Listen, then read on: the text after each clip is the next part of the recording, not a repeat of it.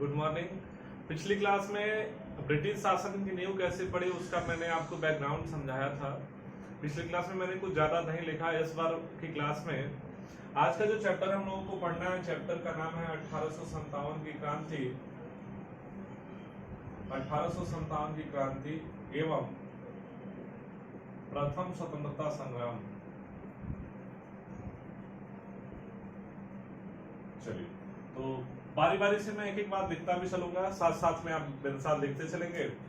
जब बोर्ड भर जाएगा मैं साइड हो जाऊंगा, आप स्क्रीनशॉट ले लीजिएगा, ठीक है। तो 1857 की क्रांति से क्या क्या सवाल बनेगा। देखिए, सबसे पहला सवाल बनेगा कि 1857 की क्रांति के समय भारत का गवर्नर जनरल कौन था। पहला सवाल कि भारत का गवर्नर जनरल कौन था, तो आप नाम बताएंगे लॉर्ड कैनिंग। लॉर्ड कैनिंग का एक कथन भी याद रखिएगा।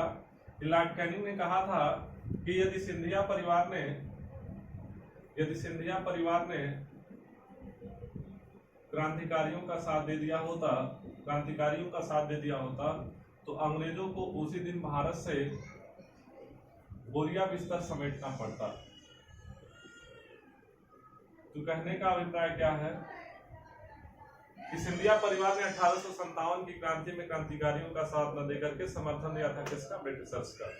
तो कैनिंग यही बात कहता है। दूसरी बात ध्यान रखेंगे कि 1857 की क्रांति के समय ब्रिटेन का प्रधानमंत्री कौन था। दूसरा सवाल पूछेगा तो ब्रिटेन का प्रधानमंत्री बताएंगे, पामस्टन था। ब्रिटेन के प्रधानमंत्री का नाम था पामस्टन। अगला सवाल कि ब्रिटेन की महारानी कौन थी। ब्रिटेन की महारानी का नाम था वो महारानी विक्टोरिया। अगला सवाल पूछेगा 1857 की क्रांति का प्रतीक चिन्ह बताइए। 1857 की क्रांति का प्रतीक चिन्ह बनाया गया था कमल का फूल और रोटी या तो चपाती। 1857 की क्रांति का एक सवाल पूछा जाता है कि तात्कालिक कारण बताइए। 1857 की क्रांति का तात्कालिक कारण। 1857 की क्रांति का यदि आपसे तात्कालिक कारण पूछे तो पिछली क्लास में मैंने बताया था ये सब बेईमान लगा दिए थे चर्बी युक्त कारतूस। फाइनली पांडे जिस बर्दाश्त नहीं हुआ और मंगल पांडे और ईश्वर पांडे ने बहुत तहलका मचा दिया।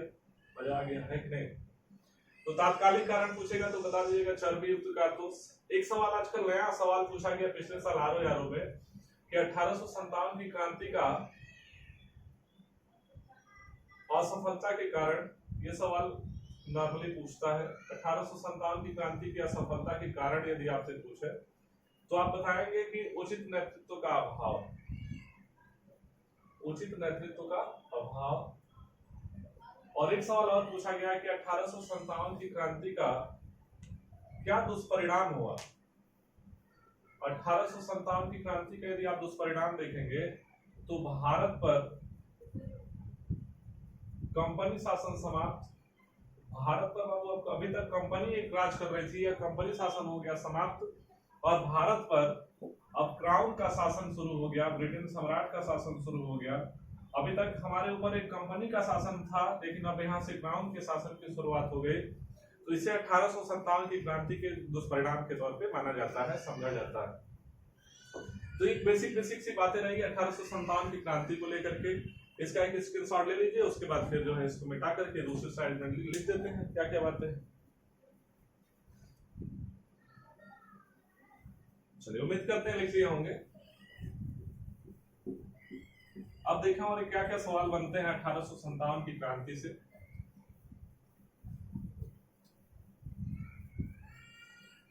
आपसे पूछेगा कि 1857 की क्रांति का वो सरकारी इतिहासकार कौन था। तो सरकारी इतिहासकार यदि आपसे कोई पूछे कि 1857 की क्रांति का सरकारी इतिहासकार पूछेगा तो बता दीजिएगा यशवंत सेन। कै तारीख को गोली मारे थे मंगल पांडे, ये भी याद कर लीजिए। 29 मार्च 1857 को बाबू गोली मारी गई, पहली गोली मंगल पांडे ने मारी थी और बाद में इनके सहयोगी रहे इनके साथी ईश्वर पांडे। दोनों पांडे लोग उतार दिए गोली। उसके बाद देखें तो 8 अप्रैल को लोगों को फांसी हो गई। 8 अप्रैल 1857 को फांसी। उसके बाद देखें तो क्रांति की तिथि सुनिश्चित की गई। 31 मई 1857 को क्रांति की तिथि सुनिश्चित की गई।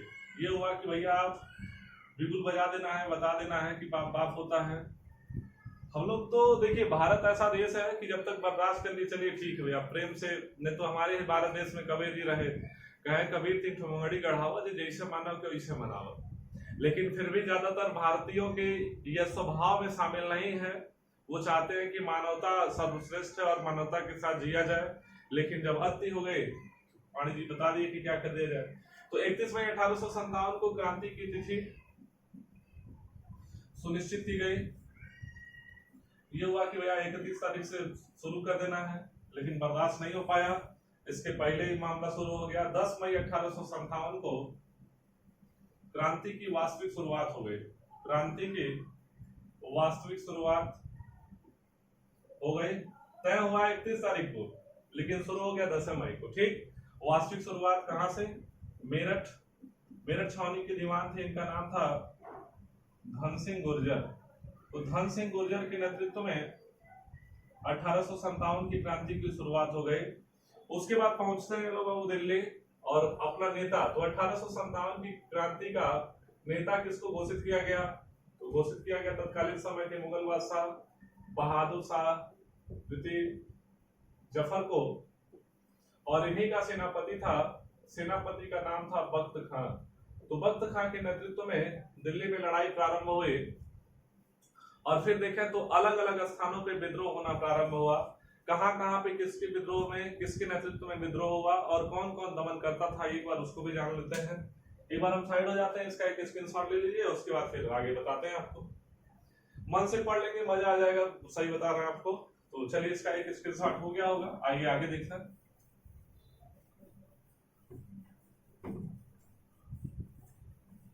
अब देखिए क्या हुआ कि कहां कहां पे। तो 2-3 कॉलम बना लेंगे। एक कॉलम में लिखेंगे विद्रोह का स्थान, दूसरे कॉलम में लिख लेंगे वो नेतृत्व करता, तीसरे कॉलम में लिख लेंगे दमन करता। विद्रोह का स्थान में सबसे पहले चलिए देश की राजधानी दिल्ली। दिल्ली में जो नेतृत्व करता रहा पहले ही बता दिया, बख्त खां। दमनकर्ता का नाम बाबू निकलसन और इसका एक साथी था जिसका नाम है हटसन। तो निकलसन और हटसन। दिल्ली के बाद चलिए वो लखनऊ। लखनऊ के बाद चल चलिए कानपुर। कानपुर के बाद चल चलिए बरेली। बरेली के बाद चल चलिए बनारस। बनारस के बाद चल चलिए इलाहाबाद। आइए इसको बता देते हैं। लखनऊ में देखेंगे तो बेगम हजरत महल नेतृत्व की है। बेगम हजरत महल। एक सवाल यहां से और ध्यान रखिएगा, बेगम हजरत महल को महक परी के नाम से जाना जाता है। बढ़िया साबुन लगाती थी, ठीक है, महक परी के नाम से जाना जाता था। लखनऊ में देखेंगे तो विद्रोह को कौन दबाया? उसका नाम है कैंपबेल। क्या नाम है? कैंपबेल। कैंपबेल एक अधिकारी है। कानपुर में नेतृत्व कर रहे थे नाना साहब। कानपुर में विद्रोह का दमन करने और करता जो अधिकारी रहा उसका नाम है कैंपबेल। बरेली में चलिए, बरेली में जो नेतृत्व करता है इनका नाम है बाबू खान बहादुर खान। खान बहादुर खान। दमनकर्ता का मैं नाम लिख लीजिएगा विंसेंट आयर का। विंसेंट आयर। बनारस और इलाहाबाद में देखेंगे तो जो नेतृत्व करता है उनका नाम है लियाकत अली खां। और दमनकर्ता में लिख लीजिएगा कैप्टन नील।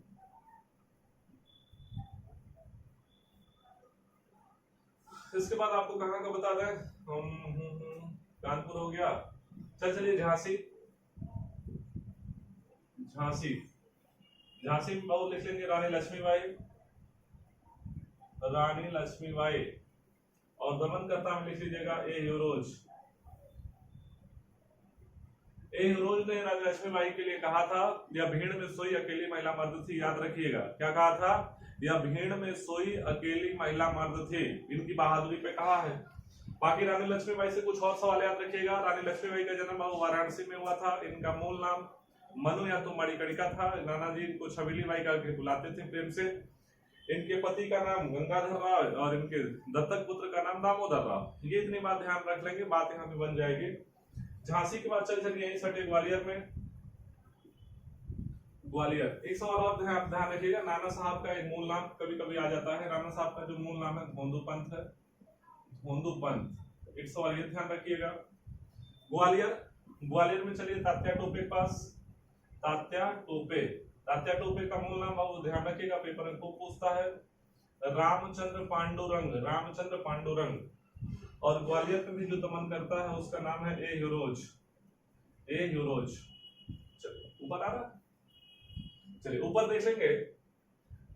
यहाँ पे लिख देते हैं ग्वालियर के बाद आप चलिए बाबू आरा जिला। तमाम गाना लिखा गया भोजपुरी में। तो आरा जगदीशपुर बिहार। आरा जगदीशपुर बिहार में जो नेतृत्व करता है नाम है उनका कुंवर सिंह। और यहाँ पे जो दमन करता है उसका नाम है टेलर। क्या नाम है? William Taylor. आरा जगदीशपुर बिहार हो गया। उसके बाद चलिए कहाँ पे? असम। चलिए असम वाला स्लाइड में नहीं आ रहा है, यहाँ तक कोई एक स्क्रीनशॉट ले लीजिए, उसके बाद फिर मिटाते हैं। एक बार इसको बढ़िया से पढ़ लीजिए। 1857 की क्रांति, एकदम मजा आ जाएगा। 1857 की क्रांति, उसके बाद फिर कभी आपको भूलेगा नहीं, एकदम मुजबानी याद कर लीजिए। एक सवाल यहाँ से पक्का 100% आएगा पेपर में, चाहे किसी भी एग्जाम में बैठे हैं। 1857 की क्रांति महत्वपूर्ण है, इसलिए इसको याद करने का प्रयास करें। 1 2 बार 3 बार पढ़ें, दिमाग लगा कर कुछ कहानी पढ़ें, दिमाग में याद हो जाएगा, कोई बड़ा मुश्किल सी बात नहीं है।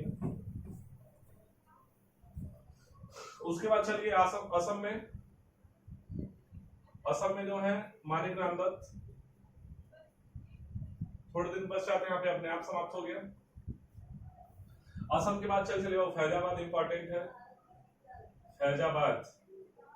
फैजाबाद में मौलवी हमदुल्ला नेतृत्व करता है। मौलवी हमदुल्ला अंग्रेजों की नाक में दम कर दिए थे। इनके ऊपर वो 50,000 जिंदा या मुर्दा इनाम था। और जो यहाँ पे दमन करता है उस अधिकारी का नाम है रिचर्ड नाम याद रखिएगा। तो ये इतने महत्व के हैं, यदि आप इतने को ध्यान में रख लेंगे तो बात बन जाएगी कि कहाँ पे कौन किसके नेतृत्व में विरोध प्रदर्शन किया गया और कब। आगे चल करके देखेंगे तो 1858 में दिल्ली में एक जगह है वो जिसका नाम है बदली की सराय। क्या नाम है? बदली की सराय। इसी बदली की सराय नामक स्थान पर क्रांतिकारियों ने समर्पण कर दिया। बदली की सराय नामक स्थान पर क्रांतिकारियों ने समर्पण कर दिया। अब देखेंगे तो 1858 का एक्ट आया। 1858 के एक्ट के तहत गवर्नर जनरल के पद को समाप्त कर दिया गया। गवर्नर जनरल का पद समाप्त, ईस्ट इंडिया कंपनी का शासन समाप्त और भारत पर शासन शुरू हो गया क्राउन का। इसी 1858 के चार्टर एक्ट के तहत ब्रिटेन की महारानी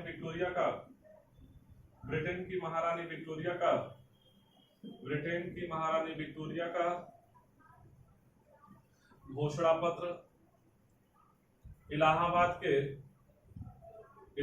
के मिंटो पार्क में लॉर्ड कैनिंग के द्वारा पढ़ा गया। किसके द्वारा पढ़ा गया? लॉर्ड कैनिंग के द्वारा। और अब भारत पर शासन हो गया क्राउन का। यही सारी बात इसमें बताई गई। इसके अलावा देखेंगे तो पिल आयोग की सिफारिश पर फिर से भारतीय सेना का पुनर्गठन किया गया और भारतीय सैनिकों को होमगार्ड बना दिया गया। होमगार्ड बंद बोले तो जो हमारे सैनिक लोग थे इनसे वो बंदूक ले लिया गया। सबका एक पता नहीं कब सब मारना शुरू करते हैं और बंदूक के स्थान पे थमा दिया गया क्या? डंडा। और रॉयल कमीशन के आधार पर सैनिकों की संख्या का अनुपात निर्धारित किया गया। ये कुछ महत्व के सवाल बनते हैं। अब आप एक सेगमेंट और बचा है 1857 की क्रांति से संबंधित कौन कौन सी महत्वपूर्ण कथन है और कौन कौन सी महत्वपूर्ण किताबें हैं, यही याद कर लीजिए। उसके बाद 1857 की क्रांति कैसी 1857 की क्रांति एग्जाम में आएगा, बड़े धूमधाम से मना ले जाएंगे। 1857 की क्रांति से आप देखें तो यहीं से देखेंगे तो धीरे धीरे भारत में अब युवाओं के अंदर राष्ट्रवाद पहले से रहा, देशभक्ति की भावना, राष्ट्रवाद की भावना प्रेरित होगी। और 1857 की क्रांति से बनने वाले कोई सवाल आपके रेंज से बाहर की नहीं हो। ठीक है, इसको एक स्क्रीनशॉट ले लीजिए, चलते हैं आगे।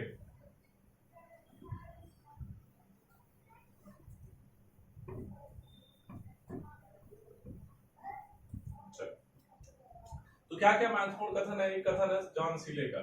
जॉन सीले क्या कहता है कि यह एक संस्थापित सरकार के विरुद्ध भारतीय सेना का विद्रोह था।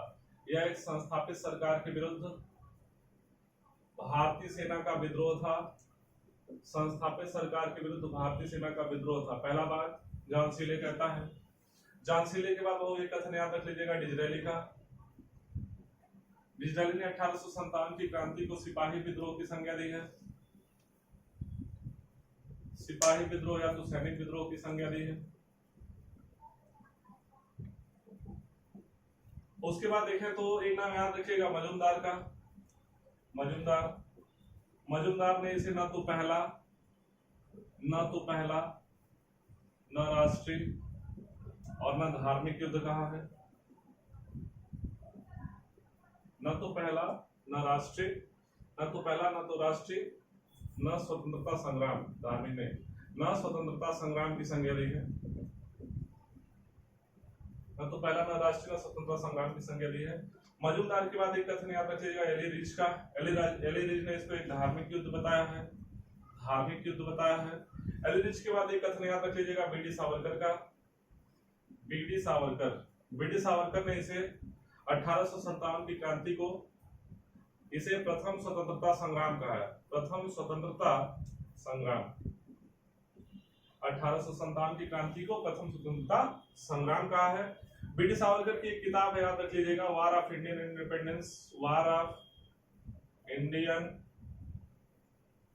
इंडिपेंडेंस। इसके अलावा 1857 की क्रांति में सबसे पहले लिखी जो किताब है उसका नाम है असबाब-ए बगावत-ए हिंद। 1857 की क्रांति पे लिखी सबसे पहली पुस्तक है, याद रखिएगा, पेपर में यही सवाल आएगा आपके। 1859 में लिखे थे। इस किताब के राइटर का नाम है सर सैयद अहमद खान। इसके अलावा एक और किताब है रिवोल्ट ऑफ 1857, 1857 की क्रांति पे लिखी गई है रिवोल्ट ऑफ 1857। इस किताब के राइटर है यासिन सेन नाम है। रिवोल्ट ऑफ 1857, 1857 की क्रांति। तो 1857 की क्रांति से बनने वाले जितने महत्वपूर्ण सवाल तथ्य हो सकते थे मैंने आपको समझाने का बताने का प्रयास किया। बाकी डिस्क्लेमर मैं आपको दे देता हूं। बीच में मैंने कहा 1857 क्रांति कैसी कैसी, अर्थात प्रश्न बनने वाले जो भी होंगे 1857 की क्रांति, तो वो सभी सवाल आप बड़े आराम से कर ले जाएंगे। नहीं तो कई लोग इसको लगेंगे तमाम दूसरे प्रकार की बात करने, इसलिए पहले मैंने आपको डिस्क्लेमर दे दिया। तो चैनल के साथ बने रहें, हमारे साथ बने रहें। वीडियो को अधिक से अधिक शेयर करें, चैनल को सब्सक्राइब करें, कमेंट करें, और यदि आपको समझ में आए तो लाइक करिए, फॉरवर्ड करिए, साथ में जुड़िए। मजा आ जाएगा इतिहास या जीएस के अन्य किसी भी के साथ। तो मुलाकात होगी अगले एपिसोड में। धन्यवाद। जय हिंद, जय भारत।